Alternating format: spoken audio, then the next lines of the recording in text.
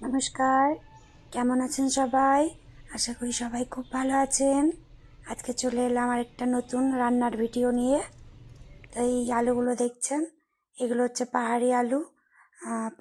বাদামি আলু বলে, পাহাড়ের দিকেই পাওয়া যায়, আমাদের এদিকে এগুলো পাওয়া যায় না।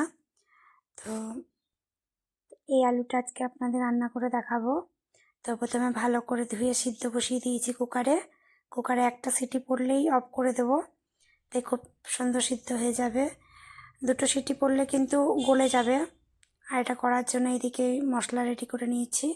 একটু আদা, একটু রসুন আর একটা বড় সাইজের পেঁয়াজ কুচি করে নিয়েছি, আর দুটো ছোটো ছোটো টমেটো আর 4টে কাঁচা লঙ্কা, এটা পেস্ট করে নেব। আর এই দেখুন, ওটা কুকারে একটা সিটি মেরে নামিয়ে নিয়েছি। এটা সিদ্ধ করে ছুলে নেব। এই যে এগুলো সেদ্ধ করে ছাড়িয়ে নিয়েছি। এটা ছাড়াতেই একটু যা সময়, বাকি রান্না করতে বেশি সময় লাগে না। তো দেখুন, ছাড়ানোর পর কি সুন্দর দেখাচ্ছে। আর এখানে চিংড়ি মাছও ধুয়ে নিয়ে পরিষ্কার করে নিয়ে এসেছি। এটা নুন হলুদ মাখিয়ে আগে ভেজে নেব। তো তার জন্য একটা কড়াই চাপিয়েছি, কড়াইটা গরম হয়ে গেছে। এর মধ্যে আমি তেল দিয়ে দিলাম। তেলটা ভালো করে গরম হয়ে গেলে এর মধ্যে জিরে, তেজপাতা আর একটু গোটা গরম মশলা আমি ফোড়নে দিয়ে নেব।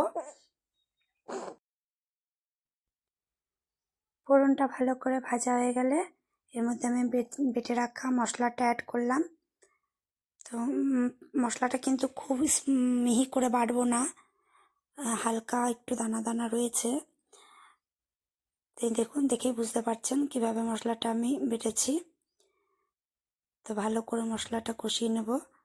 তার মধ্যে আমি 2 চামচ নুন দিয়ে নিলাম। নুনটা ঝালটা আপনাদের স্বাদ মতো আপনারা দেবেন, কমাতেও পারেন আবার বাড়াতেও পারেন। একটু হলুদ দিয়ে নিলাম। এবং ভালো করে মশলাটা আমি নাড়িয়ে নিচ্ছি। এরপর আমি জিরে গুঁড়ো আর লঙ্কার গুঁড়োটা দিয়ে নেব। তো জিরে গুঁড়ো আমি এখানে 1 চামচ দিচ্ছি, আর লঙ্কার গুঁড়ো এখানে আমি 1 চামচ দিয়েছি। এটা আপনারা আপনাদের স্বাদ অনুযায়ী বাড়াতেও পারেন, কমাতেও পারেন। আমি এখানে লাল লঙ্কার গুঁড়োই দিয়েছি। আপনারা চাইলে লাল লঙ্কার পরিবর্তে কাশ্মীরি লঙ্কার গুঁড়ো অ্যাড করতে পারেন। আমরা একটু ঝাল ঝাল তরকারি পছন্দ করি, তাই লাল লঙ্কার গুঁড়ো দিয়েছি। যারা আপনারা ঝাল খেতে পছন্দ করেন না, তারা চাইলে কাশ্মীরি লঙ্কার গুঁড়ো দিয়েই করবেন, তাহলে ওটা ঝাল হবে না আর কালারটাও সুন্দর আসবে। আর আমি এখানে সামান্য পরিমাণে একটু চিনি দিয়ে নিলাম। আমি মশলা কষানোর সময়তেই চিনিটা ব্যবহার করছি, তাতে কি কালারটা খুব সুন্দর আসবে।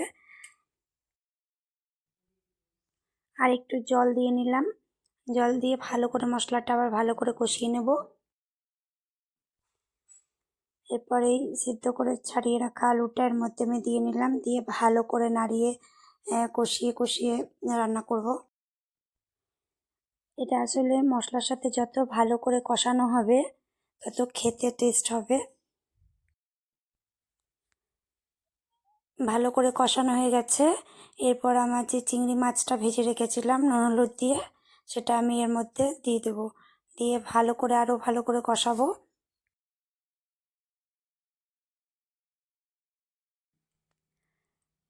এরপর আমি এর মধ্যে গরম জল ব্যবহার করব।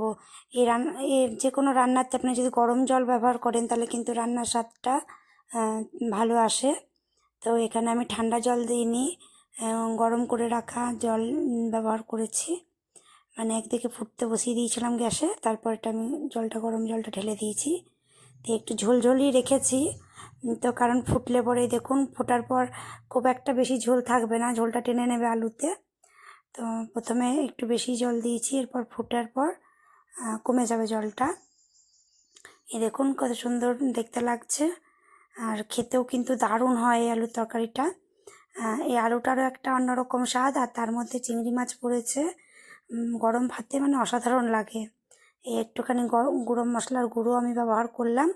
আপনারা চাইলে এখানে বাটা গরম মশলাও ব্যবহার করতে পারবেন।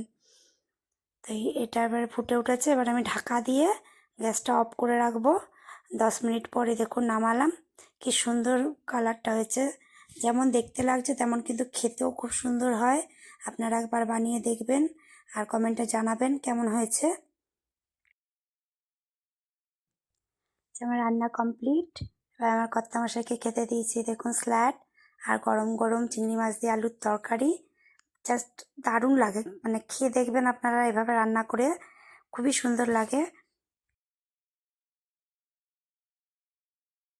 কেমন হয়েছে? আমার কর্তামশাই ভিডিও করলেই ও লজ্জা পেয়ে যায় আর বলতে পারে না কেমন হয়েছে না হয়েছে। তা আপনারা খেয়ে জানাবেন কেমন হয়েছে। বানাবেন এভাবেই, তারপরে জানাবেন। ভালো থাকবেন, সুস্থ থাকবেন। আজকের ভিডিও এখানেই শেষ করছি।